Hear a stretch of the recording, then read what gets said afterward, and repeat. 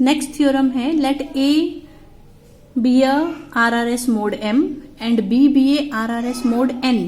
इसमें phi M elements है तो ये RRS मोड M है, इसमें फाई N एलिमेंट्स है, ये RRS मोड N गिवन है। ठीक है, और M और N की GCD 1 दे रखी है। देन एक नया सेट डिफाइन किया है C। कैसे? इसके एलिमेंट्स को N से मल्टीप्लाई किया है और इसके एलिमेंट्स को M से मल्टीप्लाई किया और फिर उनको प्लस किया है। ठीक है, और जिसमें कि अंडरस्टूड है इसके एलिमेंट्स में I लिखा है, I रन करेगा 1 से लेके 5M तक और J रन करेगा 1 से लेके 5N तक। ठीक है, सो ये जो नया सेट है C, ये हमें शो करना है this should be a RRS mode MN। It means counting में इसमें कितने मेंबर्स होने चाहिए? 5 ऑफ MN, और ये मेंबर्स की आपस में किन्हीं भी दो मेंबर्स, इसके कोई भी दो मेंबर्स आपस में कॉन्ग्रुएंट नहीं होने चाहिए और इन सभी मेंबर्स की MN के साथ GCD 1 आनी चाहिए। ठीक है, सो हमने इसमें बता दिया we have C is equal to this, क्योंकि I की वैल्यू कहां से कहां तक है? 1 से 5M और J की 1 से 5N, तो टोटल इस C सेट में कितने मेंबर्स आएंगे? 5M into 5N। ठीक है, और ये फॉर्मूला होता है 5MN का, लेकिन ये कब होता है? जब M और N की GCD 1 हो, और वो हमें क्वेश्चन में दे रखा है। ठीक है, क्योंकि 5 is a multiplicative function. Now अब हम बताएंगे कि इसके मेंबर्स C के मेंबर्स की GCD MN के साथ 1 क्यों है। मान लो C का हमने कोई भी जनरल मेंबर लिया जिसको मैंने लिखा NA प्लस MB। ठीक है, जिसमें से कि अंडरस्टूड है ये जो AI वाले मेंबर होते थे A में से होते थे, BI वाले जो है B में से होते थे। So small a belongs to capital A and small b belongs to capital B। अब हम इसकी GCD M के साथ निकालते हैं। ये किसके बराबर आती है? GCD of NA and M। और फिर हम इसकी GCD N के साथ निकालते हैं तो ये कितनी आएगी? GCD of MB and N। ठीक है, और NA की GCD M के साथ 1 क्यों है? क्योंकि N की GCD भी M के साथ 1 है और A की GCD भी M के साथ 1 है। N और M की क्वेश्चन में दे रखी थी, और A की GCD, स्मॉल a की GCD M के साथ 1 क्यों है? क्योंकि कैपिटल A क्या था? RRS मोड M, तो A के हर मेंबर की M के साथ GCD 1 है। सो स्मॉल a और M की GCD भी 1 है। A और M की भी GCD 1 है, N और M की भी GCD 1 है, तो NA की M के साथ GCD भी कितनी आ गई? 1। इसी तरह से MB और N की GCD भी कितनी है? 1। ठीक है, सो NA प्लस MB की GCD M के साथ भी 1 है, N के साथ भी 1 है, तो इनकी प्रोडक्ट के साथ भी इसकी GCD 1 आएगी।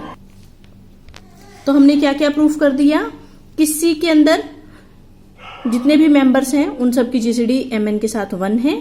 अब हम शो करेंगे कि C के कोई भी दो मेंबर आपस में कॉन्ग्रुएंट नहीं है। हमने मान लिया सपोज C के दो मेंबर्स आपस में कॉन्ग्रुएंट है। ठीक है, ये हमने मान लिया। उसके बाद ये MBJ और MBL वाली टर्म क्यों हट गई? क्योंकि MBJ कॉन्ग्रुएंट होता है MBL मोड M को, क्योंकि जो M है वो इन दोनों के डिफरेंस को डिवाइड करता है। ठीक है ना, so MBJ is congruent to MBL, और फिर इसमें से इस लाइन को सब्ट्रैक्ट कर दो। जैसे से सब्ट्रैक्ट करेंगे ये वाली टर्म्स हमारी कट जाएंगी। क्या बचेगा? NAI is congruent to NAK mod M।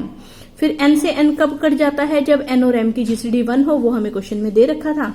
So N से N कट गया, क्या बच गया? AI is congruent to AK। लेकिन ये जो AI AK ये इस सेट के मेंबर हैं और capital A RRS mod M था, इसके कोई भी दो मेंबर आपस में कॉन्ग्रुएंट नहीं हो सकते, और यहाँ हम कह रहे हैं इसके दो मेंबर्स आपस में कॉन्ग्रुएंट है, so this is a contradiction. ठीक है, इट मीन्स C के कोई भी दो मेंबर आपस में कॉन्ग्रुएंट नहीं हो सकते, तो C के जो मेंबर्स हैं वो RRS मोड MN बनने वाली सभी कंडीशंस को फुलफिल करते हैं। नेक्स्ट रिजल्ट है हमारे पास आइलर्स जनरलाइजेशन ऑफ फर्मास थ्योरम। क्या स्टेटमेंट है? अगर A कोई भी इंटीजर है और M कोई भी पॉजिटिव इंटीजर है और साथ में A और M की GCD 1 है, then A raised to the power 5M is congruent to 1 mod M। वहां पर क्या होता था फर्मास थ्योरम में? यहाँ P आता था और यहाँ आ जाता था P-1, वेयर वहां P एक प्राइम नंबर होता था। यहाँ प्राइम नंबर की जगह क्या बोला है? M कोई भी पॉजिटिव इंटीजर अगर है तो यहाँ पावर कितनी हो जाएगी? 5M।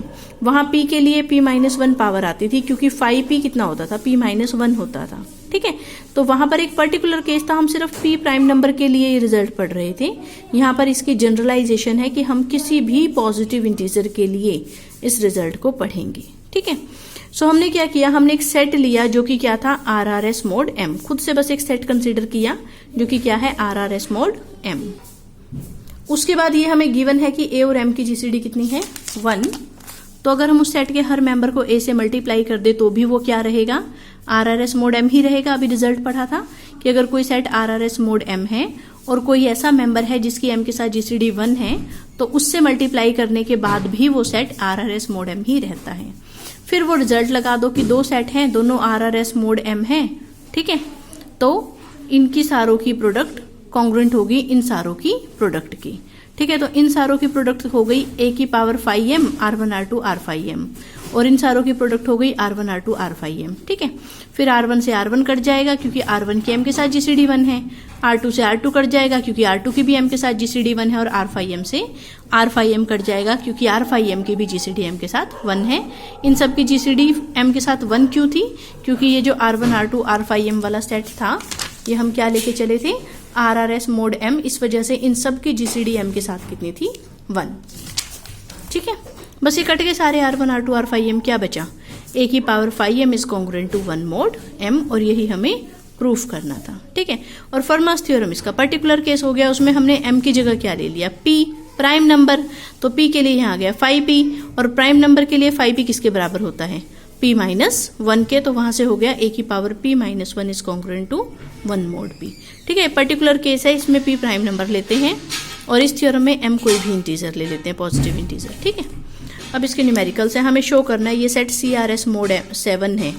सिर्फ इसके लिए क्या देखना है, काउंटिंग में 7 मेंबर्स होने चाहिए और इन सब के हम लीस्ट रेजिड्यू जब निकालेंगे मोड 7 के साथ तो वो 0 से लेकर 6 तक सारे कवर हो जाने चाहिए, ठीक है। तो देखो -3 का लीस्ट रेजिड्यू आया 4, 14 का आया 0, 3 का 3, 12 का 5, 37 का 2, 57 का 1 और -1 का 6। क्या 0 से 6 तक के सारे नंबर कवर हो गए, 0 1 2 3 4 5 6 सारे कवर हो गए, कोई भी नंबर इनमें से रिपीट नहीं हुआ, कोई भी नंबर इनमें से छूटा नहीं, ठीक है। तो इस सेट का जब हमने लीस्ट रेजिड्यू निकाला तो वो 0 से लेकर 6 तक सारे के सारे नंबर हमारे कवर हो गए, ठीक है। इस वजह से this set is a CRS mode 7। Next example है, show that the set of integers is RRS mode 12, ठीक है। RRS मोड 12 में मेंबर्स कितने होने चाहिए, 5 of 12 जो कि किसके बराबर आता है 4 के, ठीक है। और ये जो मेंबर्स हैं इसके अंदर जो भी मेंबर हैं जब हम उनके लीस्ट रेजिड्यू निकालेंगे तो वो 1 से 12 के बीच के वो सारे नंबर होने चाहिए जो 12 से छोटे हैं, वो तो 1 से 12 की जब बोली दिए, ठीक है, जो 12 से छोटे हैं और जिनकी 12 के साथ GCD 1 आ रही है। तो ऐसे 4 ही नंबर होते हैं, कौन कौन से, 1 5 7 और 11, ठीक है। तो चारों नंबर्स वो कवर हो गए जो 12 से छोटे हैं जिनकी 12 के साथ GCD 1 आ रही है। तो जब हमने इनके लीस्ट रेजिड्यू निकाले तो 12 से छोटे वो सारे नंबर कवर हो गए जिनकी 12 के साथ GCD 1 आ रही थी, इसलिए सेट किसको रिप्रेजेंट कर रहा है, RRS मोड 12 को, ठीक है। ऐसे ही अगला क्वेश्चन है, right complete residue system mode 13 composed entirely of multiples of 2। एक ऐसा सेट बताना है जिसमें सारे 2 के मल्टीपल्स हों, ठीक है, और वो एक CRS मोड 13 को रिप्रेजेंट करता हो, ठीक है। देखो सॉल्यूशन में हमने क्या कहा, 2 की 13 के साथ GCD 1 है और ये सेट किसको रिप्रेजेंट करता है, CRS मोड 13 को, क्योंकि इनके जो लीस्ट रेजिड्यू आएंगे वो 0 का 0 आएगा, 1 का 1 आएगा, 2 का 2 आएगा, 3 का 3 आएगा लीस्ट रेजिड्यू, ठीक है।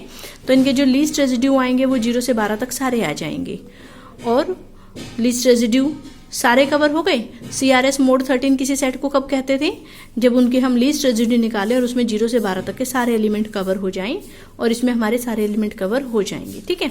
So this is a CRS mode 13 और 2 की GCD 13 के साथ 1 है, तो अगर इस सेट के हर मेंबर को 2 से मल्टीप्लाई कर दूं तो भी ये सेट CRS मोड 13 को ही रिप्रेजेंट करेगा, ठीक है। ये हमने रिजल्ट पढ़ा था पीछे कि अगर कोई सेट CRS मोड M है और किसी नंबर की M के साथ GCD 1 है तो उस नंबर से उस सेट के हर एलिमेंट को मल्टीप्लाई कर दो तो नया सेट भी किसको रिप्रेजेंट करेगा, CRS मोड 13 को।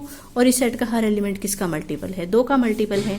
तो हमने एक सेट ढूंढ दिया जो CRS मोड 13 है और जिसका हर एलिमेंट 2 का मल्टीपल है। अब हमें एक CRS मोड 7 ढूंढना है जिसका हर एलिमेंट 3 की पावर होना चाहिए, ठीक है, कंपोज्ड एंटायरली पावर्स ऑफ 3, ठीक है। अब हमने लिखा 0 से 6 तक this is a CRS mode 7, ठीक है, ये हमने एग्जांपल्स में भी पढ़ा था और वैसे भी पता है इनके लीस्ट रेजिड्यू में 0 से 6 तक के सारे एलिमेंट कवर हो जाएंगे, ठीक है। 3 और 7 की GCD 1 है, देयरफॉर इसके हर एलिमेंट को अगर हम 3 से मल्टीप्लाई कर दें तो ये भी क्या आएगा, एक CRS मोड 7 आ जाएगा। So this is a CRS mode 7। Statement में यहाँ क्या लिखना चाहिए था, कंपोज्ड एंटायरली मल्टीपल्स ऑफ 3, ठीक है। ये तो सेम ऊपर वाले क्वेश्चन जैसा हो गया, बस यहाँ पर मल्टीपल्स ऑफ 2 कहा था तो 2 से मल्टीप्लाई कर दिया इसको, यहाँ मल्टीपल्स ऑफ 3 है तो इस वाले सेट को 3 से मल्टीप्लाई कर देंगे। लेकिन वो रिजल्ट एप्लीकेबल तभी होगा जब 3 की GCD 7 के साथ कितनी है 1 और इस क्वेश्चन में 2 की GCD 13 के साथ कितनी है 1। इसके बाद ये एक एग्जाम्पल है कि अगर ये सेट RRS मोड P को रिप्रेजेंट कर रहा है where P is a prime number, तो हमें शो करना है इनकी प्रोडक्ट कॉन्ग्रुएंट होनी चाहिए -1 मोड P को, ठीक है। सो हमने इस सेट को A नाम दे दिया जो कि हमारा RRS मोड P को रिप्रेजेंट कर रहा था, ठीक है। और ये सेट तो हमें वैसे ही पता है 1 से लेके P-1 तक के जिसमें एलिमेंट है वो किसको रिप्रेजेंट करता है, RRS मोड P को। If P is a prime number वो हमें क्वेश्चन में दे ही रखा है, ठीक है। और फिर हमें पता है अगर 2 सेट RRS मोड P हो तो इसके मेंबर्स की प्रोडक्ट कॉन्ग्रुएंट होता है इसके मेंबर्स की प्रोडक्ट के, तो वो यहाँ बता दिया, इसको प्रोडक्ट फॉर्म में लिख दिया और इनकी प्रोडक्ट क्या आएगी P-1 का फैक्टोरियल। लेकिन हमें विल्सन्स थ्योरम से पता है कि P-1 का फैक्टोरियल फर्दर किसको कॉन्ग्रुएंट होता है, -1 मोड P को। बस ये कॉन्ग्रुएंट है इसको, ये फर्दर कॉन्ग्रुएंट है -1 को, तो ये कॉन्ग्रुएंट हो गया -1 को, ठीक है।